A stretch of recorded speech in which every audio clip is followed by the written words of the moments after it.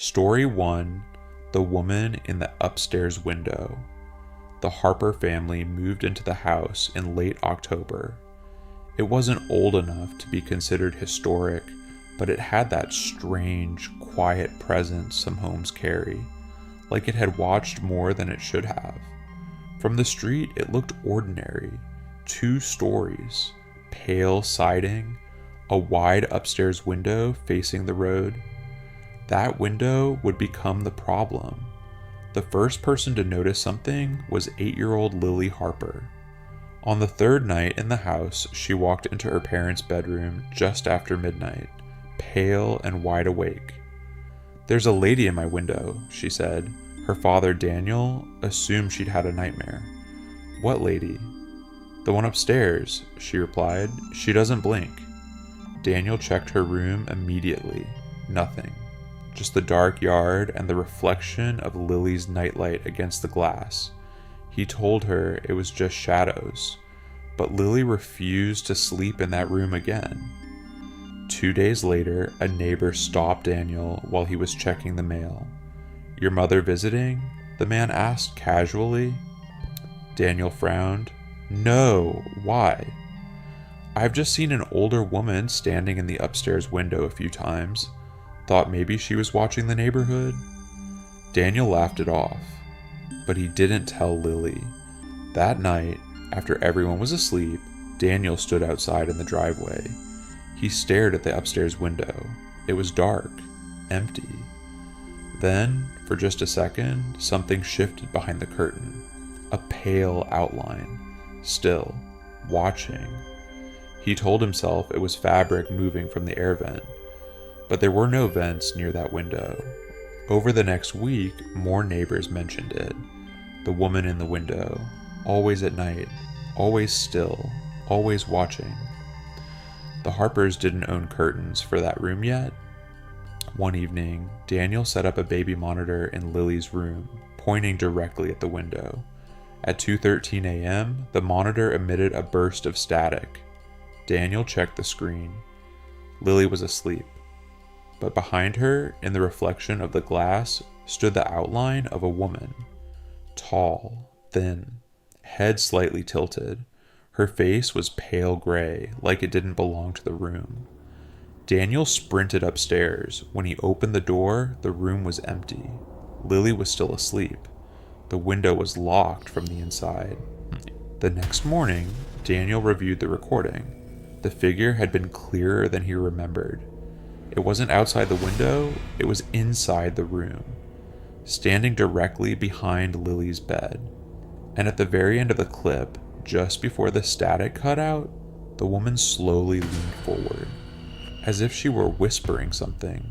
The Harpers moved out 3 days later.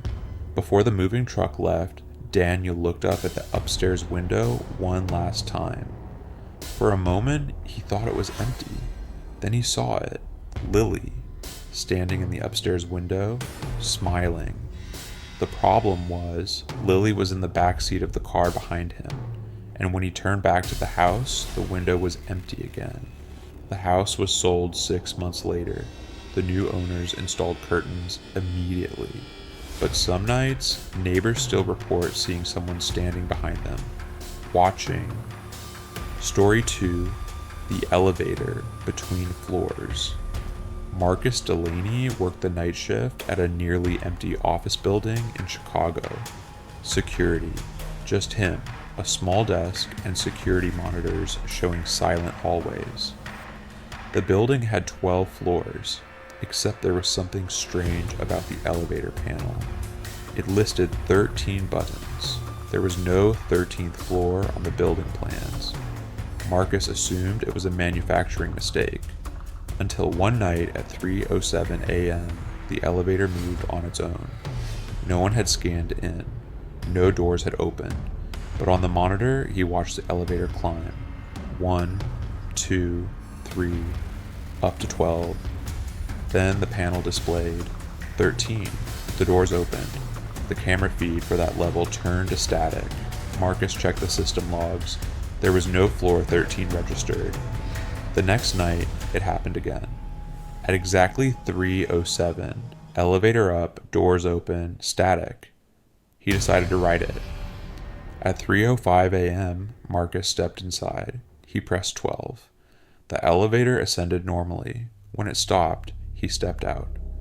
Empty hallway, fluorescent lights humming softly. Then the doors behind him began to close. Before they shut, a pale hand reached through the gap. Marcus froze. The doors closed on nothing. He slowly turned back toward the hallway. The lights flickered once, twice, and then at the far end of the corridor stood a figure. A man in a gray suit, face blurred, as if it were out of focus. He wasn't moving.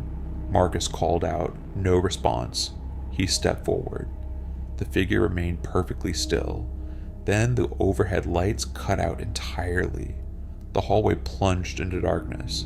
When emergency lights flicked on seconds later, the hallway was empty. Except now, there was a new door at the end. Marked simply, Marcus ran to the elevator, pressed 1. The doors closed. The descent felt longer than it should have. When they opened, he wasn't in the lobby. He was in another hallway, identical, but darker. The air felt wrong, heavy. And at the end of that hallway stood dozens of figures, all facing him, all out of focus. Marcus pressed the close button repeatedly. The doors shut just as one of the figures took a step forward. When he reached the real lobby, every monitor on his desk displayed the same image. The 13th floor hallway. Filled. Watching. Marcus quit the next morning. The building management insisted there was no such floor. But if you look at the elevator panel today, there are still 13 buttons. And sometimes, late at night, the elevator still stops at a floor that doesn't exist.